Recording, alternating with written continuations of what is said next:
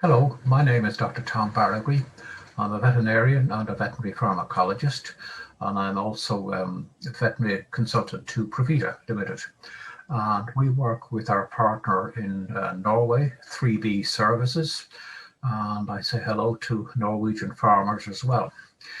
I'm going to talk very briefly to you about a Provita product called Provita Protect, which is a very useful and proven probiotic for calves. It prevents diarrhea, promotes gut health, and it also promotes better weight gains up to weaning in calves. We've proof of this from our clinical trials and in the registration of our product. So let's have a look at the first slide here.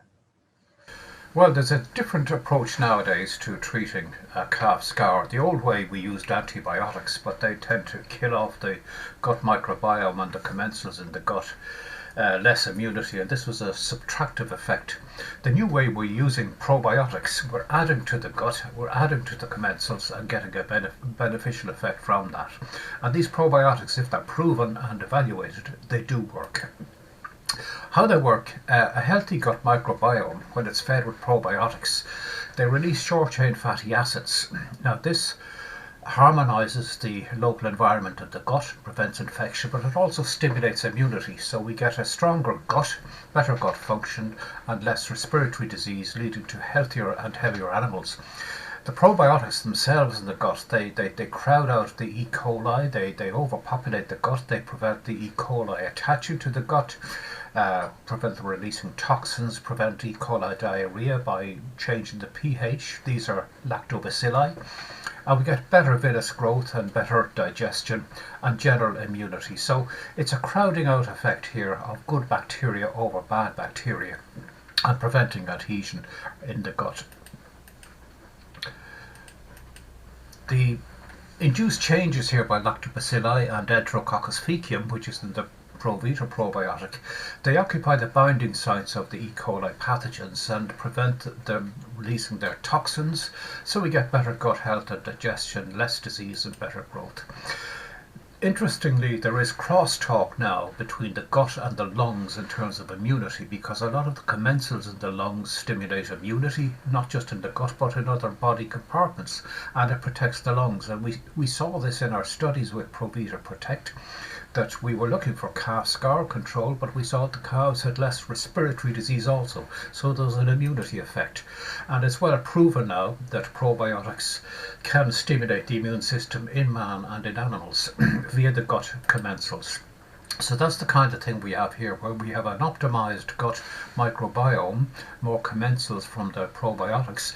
We get short chain fatty acids released, and these stimulate immunity in the body. So this is the mechanism under it, and it has a practical ramification here with Provita Protect, in that this immunological effect will protect calves once the colostral antibodies have gone down. If these calves have got the Protect compound early from birth onwards, they'll have greater protection in the long term up to weaning. So we get less scour and we get less pneumonia, better immunity, better digestion, better protection against E. coli in the gut, and less respiratory disease.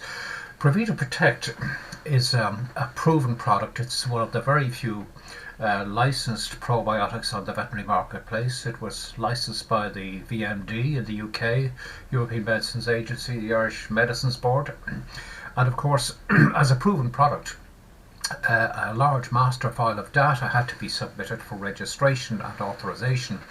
And this contained all the data of the preclinical and clinical screening tests and trials with proof of efficacy and safety.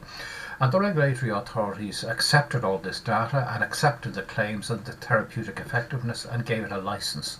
So this sets the Provita probiotic compound apart from other probiotics in that this is a proven and authorized compound. The effects, what did we see in our clinical trials? Well, we saw an 80% improvement in disease-free status.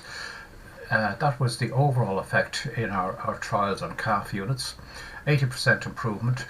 Incidence of scour was 75% less.